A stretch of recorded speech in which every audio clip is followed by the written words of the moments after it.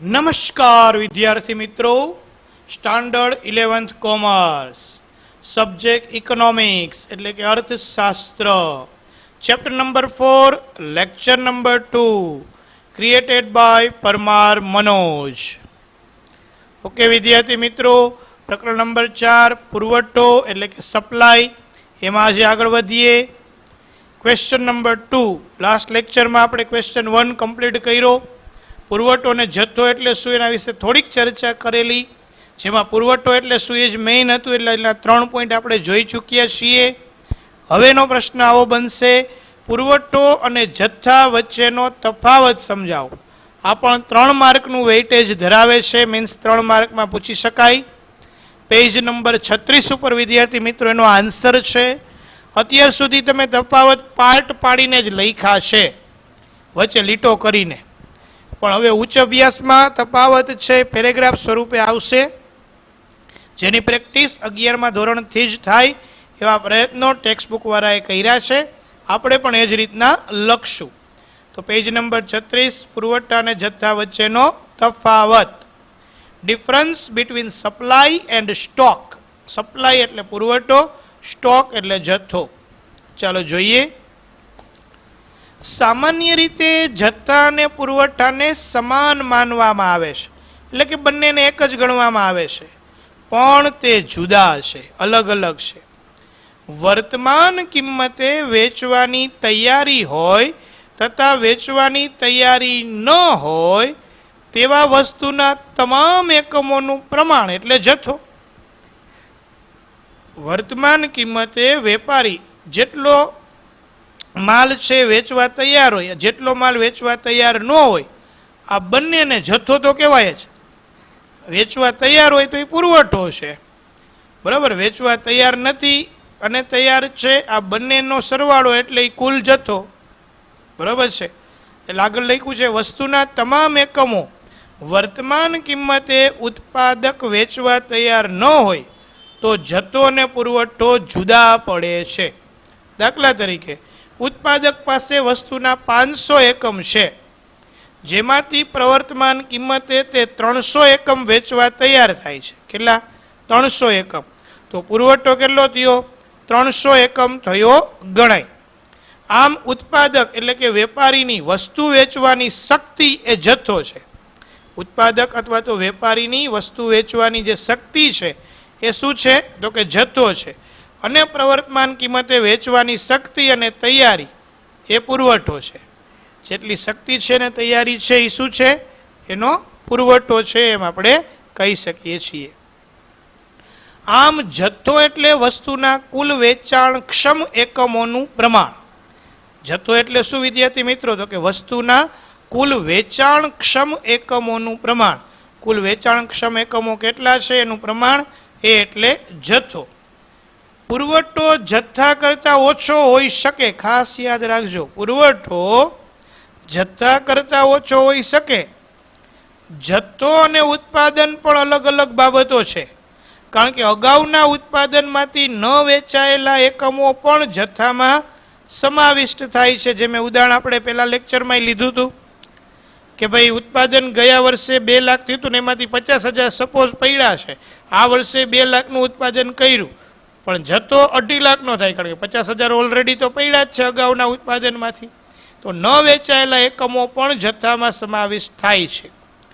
વ્યવહારિક રીતે કહીએ તો વ્યાપારી પાસે દુકાનમાં અથવા તો ગોડાઉનમાં વસ્તુના વેચવા માટેના, જેને વેચાણક્ષમ કહેવાય, વેચાણક્ષમ એકમોનું પ્રમાણ એટલે જથ્થો.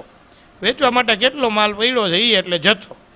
અને તેમાંથી પ્રવર્તમાન કિંમતે, અત્યારે આ કિંમતે, બરાબર, વેપારી એમાંથી વેચવાની તૈયારી કેટલી દર્શાવે છે કે ભાઈ આટલો વેચી નાખવો છે, તો પ્રવર્તમાન કિંમતે વેચવાની તૈયારીને ઈચ્છા એટલે શું થશે? પુરવઠો. તો પ્રવર્તમાન કિંમતે વેચવાની તૈયારીને ઈચ્છા એટલે પુરવઠો. તો આમ જથ્થો અને પુરવઠો અલગ અલગ છે. ઓકે, આટલું જ લખવાનું પેરેગ્રાફ રૂપે જ છે વિદ્યાર્થી મિત્રો. હવે જોઈએ પ્રશ્ન નંબર 3, પુરવઠાને અસર કરતા પરિબળો સમજાવો. પેજ નંબર 36 ઉપર છે વિદ્યાર્થી મિત્રો. તો પુરવઠાને અસર કરતા પરિબળો, ફેક્ટર્સ અફેક્ટિંગ સપ્લાય અથવા ડિટરમાઇનેટ્સ ટુ ઓફ સપ્લાય. ડિટરમાઇનેન્ટ્સ એટલે નિર્ધારણ કરવું, નક્કી કરવું, બરાબર. અસર કરતા એના માટે અફેક્ટિંગ સપ્લાય. નક્કી કરતા પૂછાય તો યાદ લખવાનું, અસર કરતા પૂછાય તો યાદ લખવાનું. ઓકે, તો ચાલો જોઈએ. ફેક્ટર્સ એટલે પરિબળો. પુરવઠાને અસર કરતા પરિબળોને મુખ્ય બે વિભાગમાં વહેંચવામાં આવે છે. એક છે વસ્તુની કિંમત અને એક છે વસ્તુની કિંમત સિવાયના પરિબળો. જે માંગમાં આપણે જોઈ ગયા હતા એમ જ આમાં પુરવઠામાં છે. એમાં જોઈ ગયા હતા કિંમત અને કિંમત સિવાયના પરિબળ. આમાં એ જ રીતના ચીજ વસ્તુઓનો પુરવઠો નીચે આપેલા પરિબળો દ્વારા પ્રભાવિત થાય છે. કયા પરિબળો અસર કરે છે? તો એમાંનું પહેલું વસ્તુની કિંમત. પેલા કિંમત અસર કરશે પુરવઠાને. કઈ રીતના? તો એમાં લખ્યું છે જો કે કિંમત એ પુરવઠાને અસર કરતું મહત્વનું નિર્ણાયક પરિબળ છે.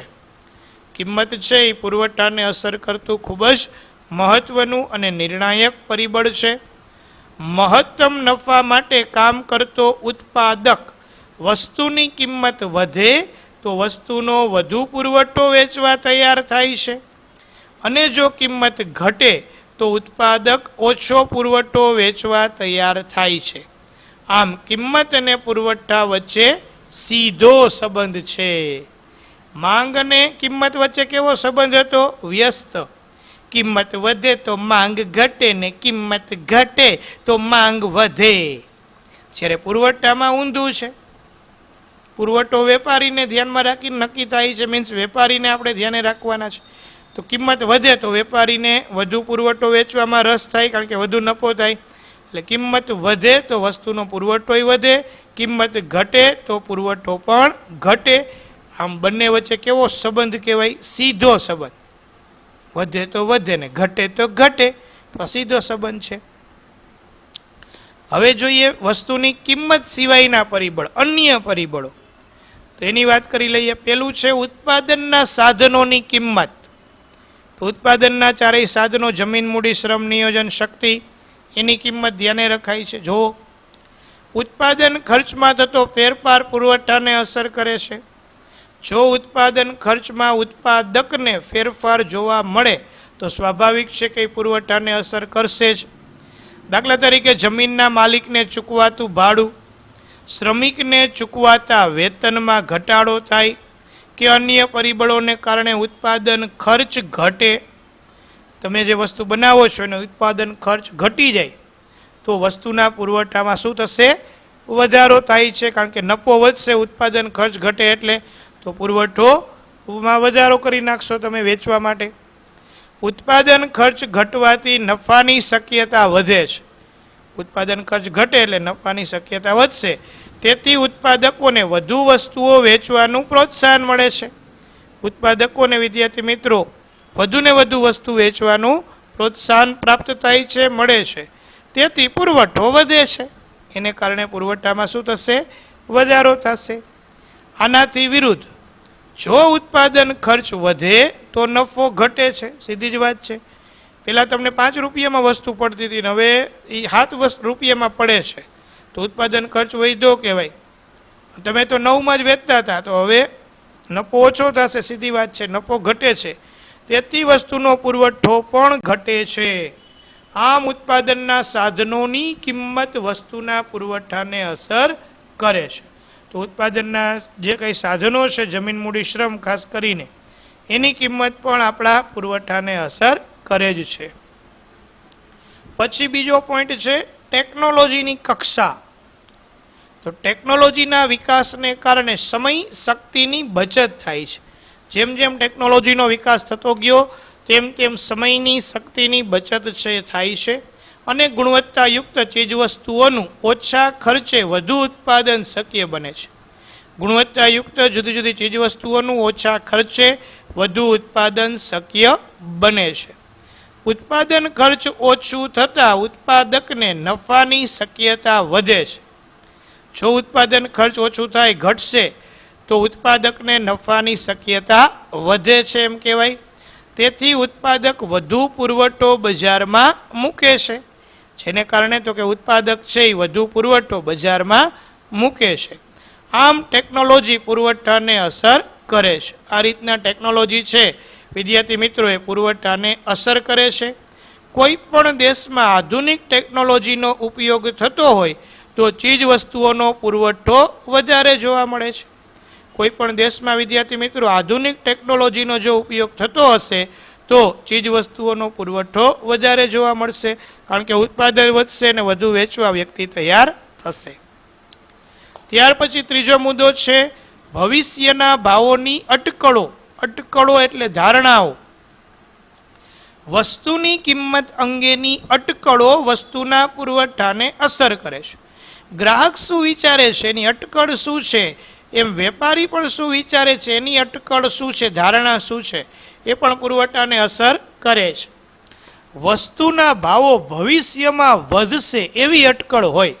આજે હું વેપારી છું, બરોબર, અને બજારમાં એવી ધારણા હોય, એવી અટકળ હોય કે ભવિષ્યમાં ભાવ વધવાના છે, તો હું અત્યારે ઓછા ભાવે વેચવા તૈયાર થાવ નો જ થાવ. સીધી વાત છે, ભાવ વધે ત્યારે વેચશું, અત્યારે નથી વેચવી વસ્તુ.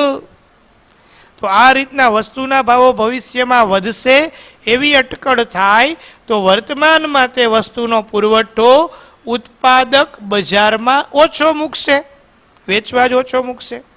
તેનાથી વિરુદ્ધ ઉત્પાદકોમાં એવી અટકળ થાય કે ભવિષ્યમાં અમુક વસ્તુના ભાવો ઘટશે, ઘટી જશે, તો વર્તમાનમાં એ વસ્તુની ઊંચી કિંમત લેવા, અત્યારે ભાવ ઊંચા છે એ લેવા માટે ઉત્પાદક એ વસ્તુનો પુરવઠો બજારમાં વધુ મૂકે છે.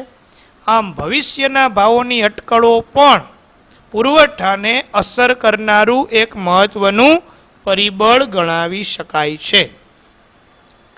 ત્યાર પછી વિદ્યાર્થી મિત્રો નંબર 4 છે અન્ય પરિબળો. એમાં લખ્યું છે જો વસ્તુનું ઉત્પાદન કરતી પેઢીઓની સંખ્યામાં વધારો થતાં વસ્તુનો પુરવઠો વધે છે. વસ્તુનું ઉત્પાદન કરતી જે પેઢીઓ છે એ પેઢીઓની સંખ્યામાં વધારો થતાં વસ્તુનો પુરવઠો વધે છે, પુરવઠામાં વધારો થશે. પેઢીઓની સંખ્યામાં ઘટાડો થતાં વસ્તુનો પુરવઠો ઘટે છે. સીધી જ વાત છે, કોઈ એક વસ્તુ વેચવાવાળી પહેલાં 15 પેઢી હોય તો 15 પેઢી દ્વારા પુરવઠો બજારમાં આવે. હવે સંખ્યા ઘટી ગઈ, 5 બંધ થઈ ગઈ પેઢી, 10 જ પેઢી છે, તો સ્વાભાવિક છે કે ભાઈ વસ્તુનો પુરવઠો બજારમાં ઘટશે જ. દેશમાં કુદરતી પરિબળો સાનુકૂળ હોય, મીન્સ અનુકૂળ હોય તો વધારે ઉત્પાદન થયું હોય, વધારે પુરવઠો બજારમાં આવે. રાજકીય સ્થિરતા હોય, બરોબર, તો રાજકીય સ્થિરતા છે એ જોવા મળતી હોય તો પણ છે એ અહીંયા જોવા મળે છે. રાજકીય સ્થિરતા પણ અહીંયા છે અસર કરતી હોય છે. તો રાજકીય સ્થિરતા એ પણ આપણે ધ્યાને રાખવાની છે. કાયદો અને વ્યવસ્થા જળવાય તો પુરવઠો વધે છે. કાયદો વ્યવસ્થા જળવાવી જોઈએ તો પણ પુરવઠામાં વધારો થશે. રાજકીય સ્થિરતા જોખમાય તો વસ્તુનો પુરવઠો ઘટે છે. રાજકીય સ્થિરતા જો જોખમાય તો વસ્તુનો પુરવઠો ઘટે છે.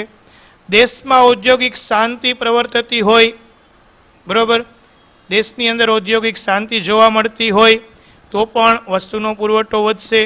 માલિકો કામદારો વચ્ચેના સંબંધો સુમેળ ભર્યા સારા રહે તો વસ્તુનો પુરવઠો વધે છે. અને આનાથી વિરુદ્ધ પુરવઠો ઘટે છે. જો આવું ન હોય, આનાથી વિરુદ્ધ પરિસ્થિતિ હોય તો પુરવઠો ઘટશે. વાહન વ્યવહારનો વિકાસ થતાં પુરવઠામાં વધારો થાય છે.